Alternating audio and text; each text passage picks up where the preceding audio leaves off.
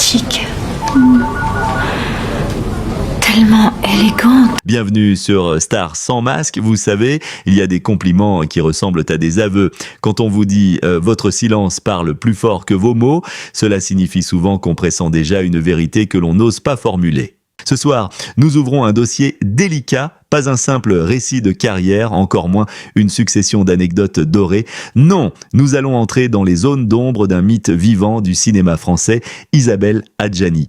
Un regard unique, presque irréel, une beauté que l'on a longtemps décrite comme inaccessible, suspendue au-dessus du monde réel. Et pourtant, derrière ces lunettes noires devenues une armure, il y a une femme qui, toute sa vie, a vacillé. À l'approche de ses 70 ans, alors que beaucoup choisissent le confort du silence, elle fait l'inverse, elle parle, mais pas de ses triomphes, pas de ses tapis rouges, elle nomme les failles, 3 hommes, 3 histoires, 3 fractures.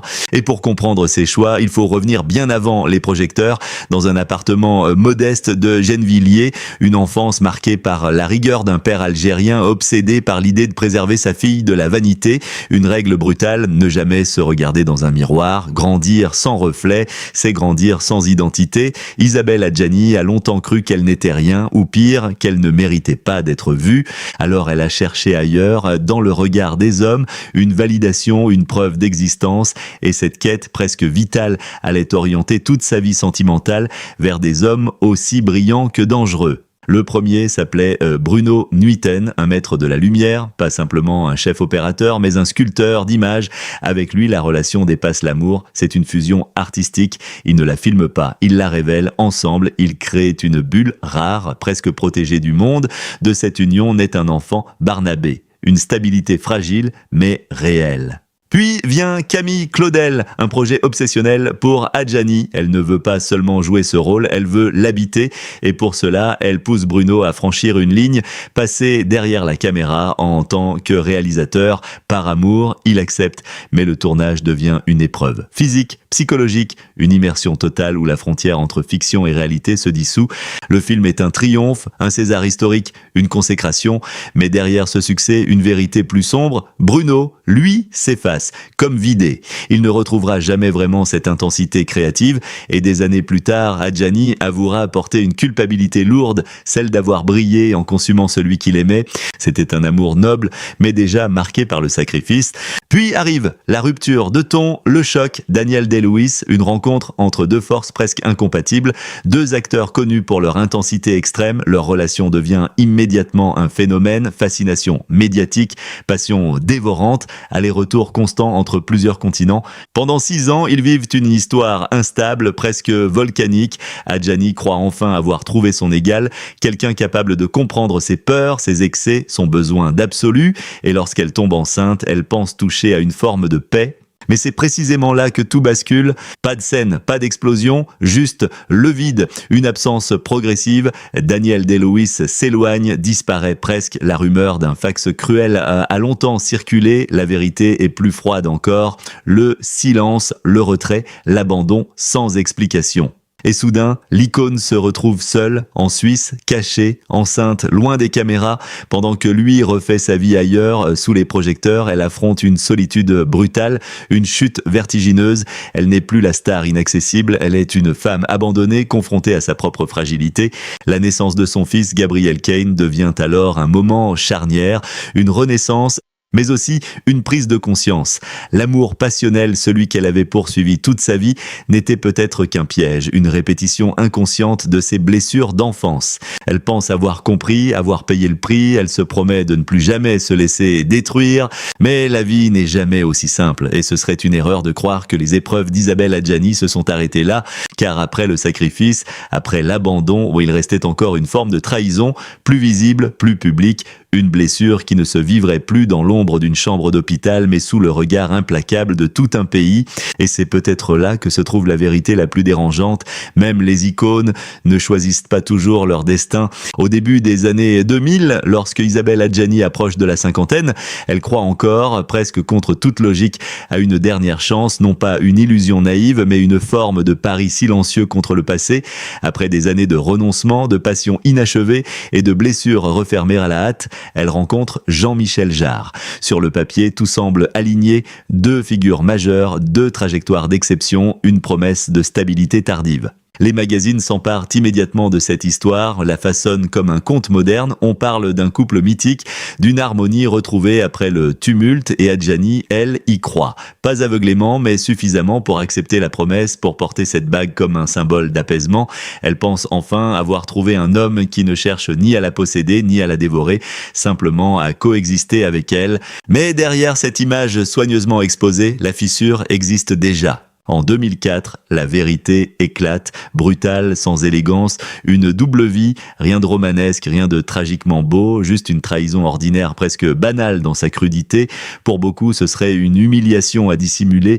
Pour elle, cela aurait pu être un scénario déjà connu, se taire, disparaître, protéger ce qu'il reste de dignité derrière des murs épais. Sauf que cette fois, quelque chose a changé. Les années n'ont pas seulement laissé des cicatrices, elles ont construit une forme de lucidité froide. Adjani ne fuit plus, elle ne protège plus l'image au détriment de la vérité, et dans un geste qui va choquer autant qu'il fascine, elle fait exactement l'inverse de ce que l'on attend d'elle, elle parle. Elle appelle Paris Match, non pas pour négocier, non pas pour manipuler, mais pour exposer sa propre douleur volontairement, publiquement. Elle révèle l'infidélité, annonce la rupture, sans détour, sans pathos. Ce n'est ni une vengeance, ni un caprice, c'est une rupture stratégique avec un système de silence. Ce moment marque un basculement, car derrière cette prise de parole, il y a une idée simple mais radicale, refuser d'être complice de sa propre humiliation, refuser de perpétuer ce pacte implicite où les femmes trompées doivent souffrir en silence, avec élégance. Elle ne parle pas seulement pour elle, elle parle pour briser un mécanisme, pour empêcher que la prochaine femme hérite du même mensonge. C'est un geste presque politique, bien avant que ce type de discours ne devienne courant. À partir de là, l'histoire d'Adjani cesse d'être celle d'une femme trahie, elle devient celle d'une femme qui reprend le contrôle du récit, qui refuse d'être réduite à une victime silencieuse, qui transforme la honte en déclaration. Mais ce coup d'éclat ne règle rien sur le fond, car une fois le bruit médiatique retombé, une question demeure plus intime, plus dérangeante. Pourquoi cette répétition? Pourquoi ces hommes, si différents en apparence, finissent-ils par raconter la même histoire? En remontant le fil, Adjani commence à comprendre. Bruno Nuiten lui a offert la lumière du cinéma, une reconnaissance presque sacrée, mais elle n'a jamais réussi à s'y sentir légitime, comme si cette lumière révélait aussi un manque intérieur. Daniel Day-Lewis, lui, a incarné une intensité rare, presque vertigineuse, mais son silence, son retrait ont ravivé une blessure plus ancienne, celle d'un amour inaccessible, conditionné, froid. Et puis, Jarre, la promesse d'une stabilité, d'un cadre rassurant qui s'effondre à son tour, confirmant une idée plus sombre. La sécurité elle-même peut être une illusion.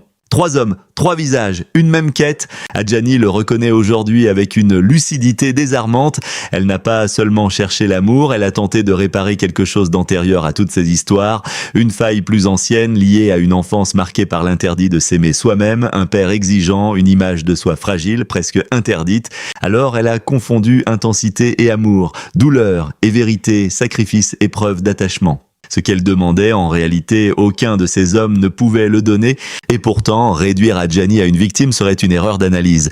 Car ce qui frappe aujourd'hui, ce n'est pas la somme de ses blessures, mais la manière dont elle les a traversées. Sous le regard constant du public, sous la pression d'une image à maintenir, elle a continué à travailler, à élever ses enfants et à imposer une présence à l'écran qui ne dépendait de personne. Sa solitude actuelle n'est pas un abandon, c'est un choix reconstruit, une forme de protection, presque de souveraineté. Elle ne croit plus au mythe de l'amour salvateur et surtout, elle n'en a plus besoin. Ce qu'elle a compris, peut-être tardivement mais profondément, c'est que la relation la plus complexe de sa vie n'était pas avec ces hommes, c'était avec elle-même, et c'est là que son histoire prend une autre dimension.